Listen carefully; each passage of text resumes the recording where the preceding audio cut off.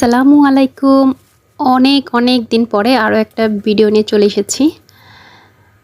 আজকে একটি theme cake আমি তৈরি করছি।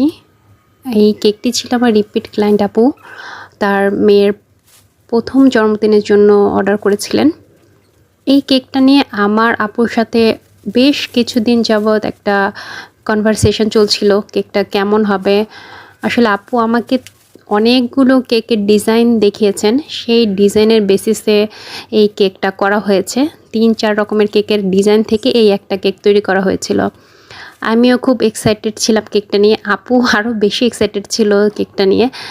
তো কেকটা আমার 3 টায়ার ছিল। কেকটা আপু অর্ডার করেছিলেন 5 পাউন্ড, কিন্তু এটা বানানোর পর দেখা যায় 6 পাউন্ড প্লাস হয়ে গিয়েছিল কেকটা। কেকটার উপরে বেশ কিছু আমার টপার ছিল, এই টপারগুলো আমি একে একে কেকের উপরে বসিয়ে দিচ্ছিলাম। এখানে আমার ফন্ডেন্টের কাজ ছিল, কিছু চকলেট বল আমি দিয়েছিলাম। আপু চাচ্ছিলেন যে চকলেট বল যেগুলো খাওয়া যায় ওই রকম করে চকলেট বলগুলো দিতে। আমি বেশ কিছু চকলেট বল তৈরি করেছিলাম কেকে দেওয়ার জন্য। আর অনেকগুলোই ছিল প্লাস্টিকের নন এডিবল বল, যেগুলো খাওয়া যাবে না। সেগুলো আমার জাস্ট কেকটা যেন সুন্দর হয় এটা করার জন্যই কেকটার মধ্যে দেওয়া হয়েছিল। যেহেতু আপুর রিকোয়ারমেন্ট ছিল কেকটা যেন অনেক বেশি সুন্দর হয়, আর কয়েকটা ডিজাইন যেহেতু মেলানো ছিল, তো আমার এটার মাথায় নিতে আর কি অনেক বেশি কষ্ট হচ্ছিল যে কোনটার সাথে কোনটা দিলে কেকটা দেখতে আরও বেশি সুন্দর লাগবে। জাস্ট আমি ট্রাই করছিলাম যে সবচেয়ে বেশি সুন্দর যেন হয় কেকটা, যেন আপু যেটা চেয়েছেন সেটাই আর কি করতে পারি।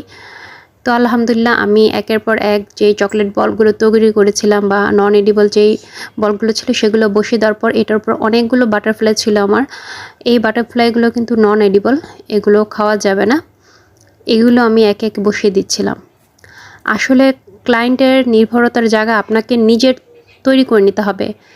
আপনি কাজটা খুব সুন্দরভাবে পারবেন, এটা আপনার যেই বিশ্বাসের জায়গা সেটা আপনাকে নিজেই তৈরি করে নিতে হবে। আপুর কিন্তু অনেক বেশি বিশ্বাস ছিল যে কেকটা খুবই সুন্দর হবে।